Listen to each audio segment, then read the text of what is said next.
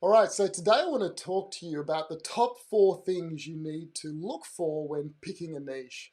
We've all been told that picking a niche is really important and that it's the best thing you can do to grow your business. And there's actually pros and cons. Sometimes it's good to pick a niche. Actually, a lot of times it's good to pick a niche. And sometimes it's not so good. And you have to have the right reason for picking the niche. 20 years ago, when it comes to web design, people were just building websites, and if you picked a niche, you would be the only person, kind of a handful of people who were working in that niche. So niching was very powerful. Today, you pick a niche, there are web designers who are in that niche, specializing in that niche, and now you're the advantage of being the first or being the only web designer that specializes in that niche is gone. You just don't have that benefit anymore. But it doesn't mean you shouldn't pick a niche. And there's other ways of creating extra value that your competitors don't have to make your niche work. So I am a big believer in niche still.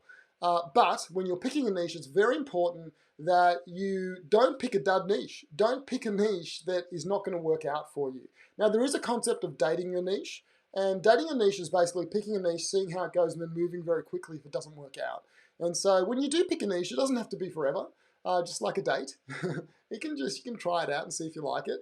But the reality is there are 4 questions that I ask myself to make sure that the niche I pick isn't a dud, okay? Isn't a bad date. So let's go through what those 4 things are right now. And let's make sure that when you pick your niche, that you're not going to pick a dud right out of the gate, okay? So the first thing I look for is, can they pay? So can your niche afford it? Because if your niche has no money, run. Run, unless you're a low-cost option, okay? And there's a time and place to be the low-cost option in a niche with not a lot of money, especially if there's lots of opportunity. But number 1, can they pay the price that you're asking, okay? Number 2 is, can you find them? Can you find your niche? Are they easy to find? If they're not easy to find, then you're going to struggle to get in front of these people. And it's really simple, but it's really important. Now, I know that I can find plumbers and tradesmen on Facebook very easily. I know that I can find financial planners and advisors on LinkedIn. I know that if I want to cold call restaurants, I can look in the yellow pages and I can find all the restaurants and call them to try and sell a website to them. But there are some niches out there that are really hard to find other than cold calling, okay? And I want you to make sure, and I want to make sure that if I want to focus on a niche, that I'm focusing on a niche that I can automate the lead generation by finding them online, getting my message in front of them, so then I can get lots of opportunities to speak to them. And so the second thing is find. The third one is, do they have a big problem? Do they have a big problem?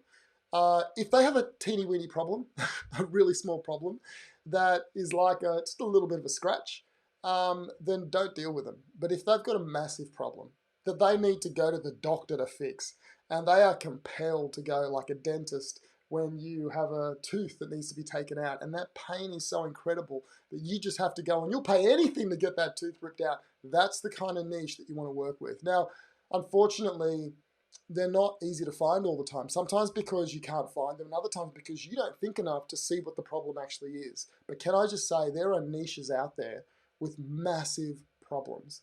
And the bigger the problem, the more, the bigger the reason for them to solve that problem. And so that's the third thing you're going to look at. How big is the problem? Remember, small problems people don't really care about. Big problems they have to fix, and they've got to fix them right now. Okay, so the third thing is, the fourth thing is, do you have a solution for their problem? But do you have a compelling solution? So it's one thing to say they've got a problem. It's another thing to say, I want to help them with that problem. But if your website does not fix that problem in a big way and give a rock solid solution, then don't work with them. Because can I just say that websites don't fix all business problems, okay? There are some businesses out there that don't need a website. There are some businesses out there that a website doesn't add a lot of value to them. And so I believe most businesses need it. But some of them, it's hard to prove as well to the business owner that your website can solve a big problem. So it's really important that you can articulate very clearly how your solution can solve their problem. And so these are the four things, you need to look at. One, can they pay? Number two, can you find them easily? Number three, do they have a big problem? And number four, do you have a solution that fixes the problem? Can I give you a bonus one? Let's see if we can add a bonus one here. So where can we put this? Let's chuck it out over here. And can we say, how big is the market? How big is the market? If there's only a handful of people, but your cost per sale, like the website costs $100,000, but there's only a small amount, that's okay. But if there's only a small amount of people and the website sale on average is 10,000, it's going to be hard to firstly find those people and then get them to actually purchase your solution. So you want a big market if you have a medium to small end offer. And if you've got a massive offer, 100,000, 200, I've sold a website for $700,000 in the past to a corporate. And so obviously there's not many companies that can afford that. So that was a small market, but a big price. So we might put a year of work into that to win it, but most of you aren't going to do that. Most of you are looking for a client that can make a decision within 2 to 4 weeks. And so you need a pretty big market if you're going to niche down. And so then are the 5 things, right, that I would look at.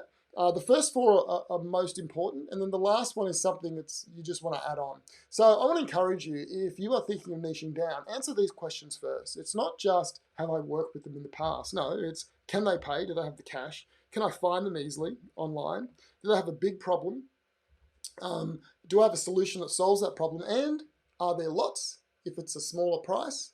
And it doesn't really matter how many there are if it's a big price website. So if you want to know more tips like this on how to find your niche, I want to encourage you to join our Facebook group on Facebook. It's called the Profitable Web Designer. Type into Facebook, Profitable Web Designer. You'll find the group, join it. There's lots of smart web designers in there growing great, amazing businesses, and we share ideas and we do lots of teaching like this. I look forward to seeing you in there if you want to grow your business. Speak to you soon.